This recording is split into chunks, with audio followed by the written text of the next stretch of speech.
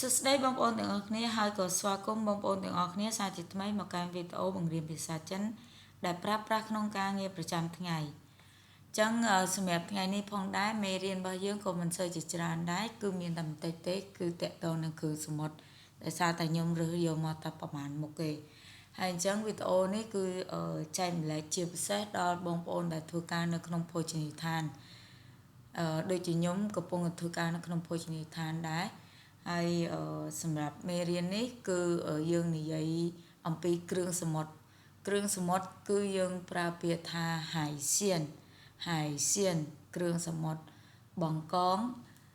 កងយើងប្រើពាក្យថា大头虾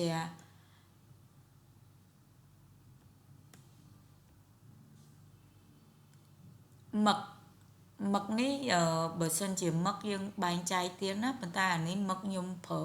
មឹកទូទៅទេគឺយើងប្រើថា鱿鱼មឹក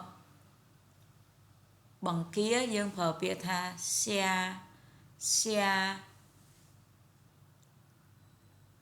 ក្តាមយើងចែកចេញជា2ប្រភេទ3ប្រភេទប៉ុន្តែឥឡូវនេះខ្ញុំយកមកឲ្យអ្នកទាំងអស់គ្នាស្គាល់គឺក្តាមសេះគឺយើងប្រើពាក្យថាhoa xieh ក្តាមសេះ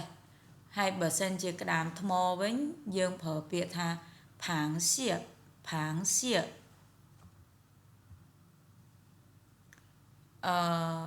សម្រាប់ oyster វិញគឺយើងប្រើពាក្យថាសឹងហៅហើយឈុតគ្រឿងសមុទ្រគឺយើងប្រើពាក្យថា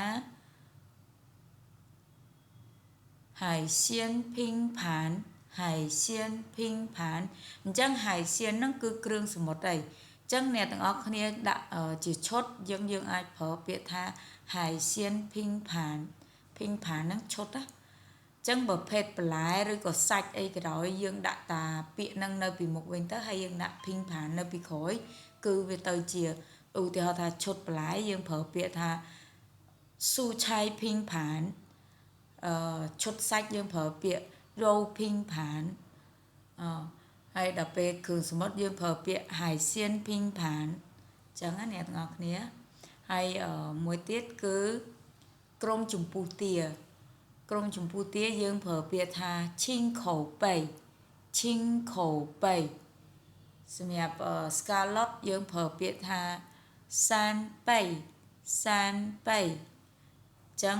សម្រាប់មេរៀនគ្រឿងសមុទ្រយើងថ្ងៃនេះក៏បញ្ចប់ដែរហើយជួបគ្នានៅវីដេអូក្រោយហើយក៏អរគុណអ្នកទាំងអស់គ្នាកុំភ្លេចចុច like subscribe follow ហើយនឹងចុច share វីដេអូនេះចែករំលែកដល់មិត្តជាទីស្រឡាញ់ឬក៏បងប្អូនជាទីស្រឡាញ់ទាំងអស់គ្នាដើម្បីឲ្យទទួលបានចំណេះដឹងដូចគ្នាអរគុណច្រើន